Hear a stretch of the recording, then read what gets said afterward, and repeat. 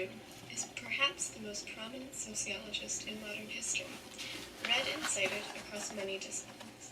He's best known for his theory of practice, a system that integrates two major poles of social theory that within the field of sociology had previously been thought of as opposites.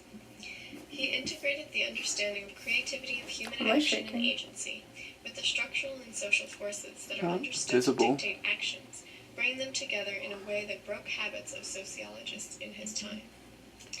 It is from this theoretical system that Dan Winchester, an assistant professor of sociology at Purdue University, draws on in his teaching and research in the sub-area of sociology of religion.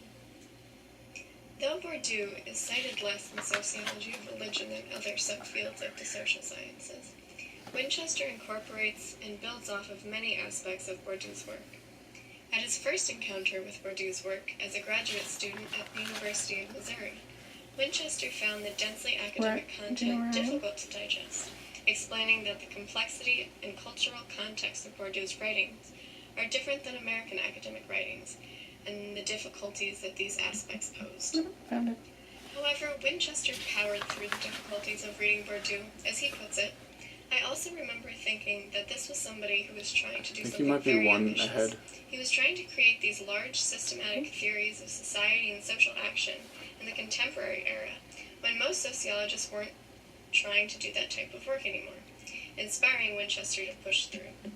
Dan continues, I think in part Bourdieu wrote like this, in this complex way, because he was trying to break some habits of thinking that sociologists of his time period had gotten into. And again, one of those habits of thinking was creating a dichotomy, or a big distinction between agency and structure.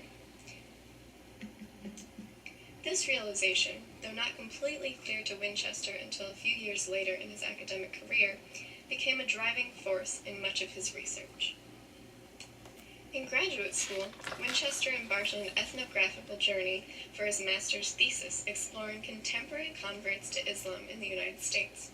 He says, one of the things I was trying to write about was the effect and significance of all of the different daily religious practices that these converts took on as part of becoming Muslim. Winchester explains that within the religion of Islam, there are many practices that are done, including fasting during the holy month of Ramadan, where you go without food and drink during the daylight hours for a solid month, wearing specific articles of clothing, such as a hijab, and praying in a ritualized way that involves particular prayers and sayings 5 times a day to Allah, within which has a set body movement and stance, in several instances, prostrating yourself to the ground, putting your forehead on the ground.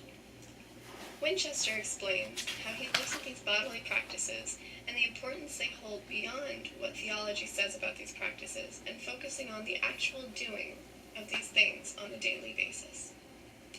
At this time, Winchester revisited Bourdieu's work, looking at one of his most influential books, in which he theorizes how daily rituals have meaning and significance, and even create meaningful identities, by studying these practices of peasants in a small village in Algeria.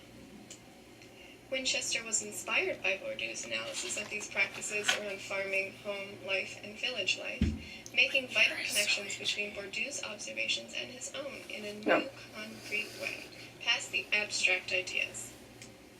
Winchester states, I use that work to influence my own thinking and research on how practices like prayer and fasting and covering or hijab mattered and were significant within the conversion, explaining the connection he made. Through this realization about the value of doing and participating, Winchester decided to conduct his research in that way.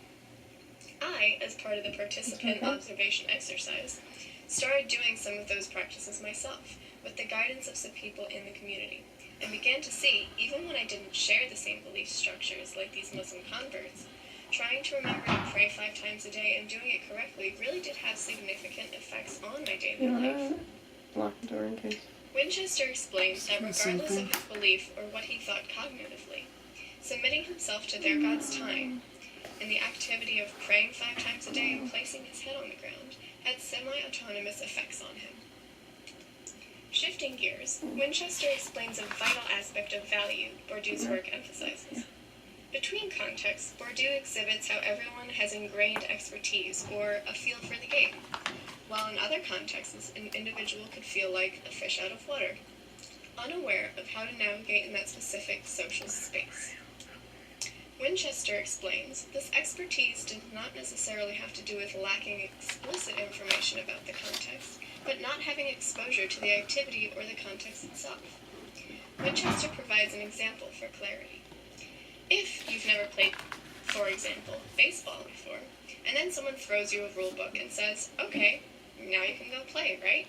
You'd probably still go out there and be absolutely awful at baseball and not really understand how the game works, until you've played it for a number of weeks, months, even years. Similarly, in terms of differences in social contexts, and furthermore, in social and economic class positions and statuses, these contexts are socialized into individuals through the experiences they have had throughout their lives, and what opportunities each person has been exposed to in their specific arena of life. Winchester ties these ideas not only to his research and his teaching, and overall methodology of the research, but illustrates this as a valuable aspect of reading theory and pushing through difficult language and cultural contexts, academic and otherwise. He says, once students get past some of the language and into the core ideas, they really see it as profound and insightful to understand the social world in which we live.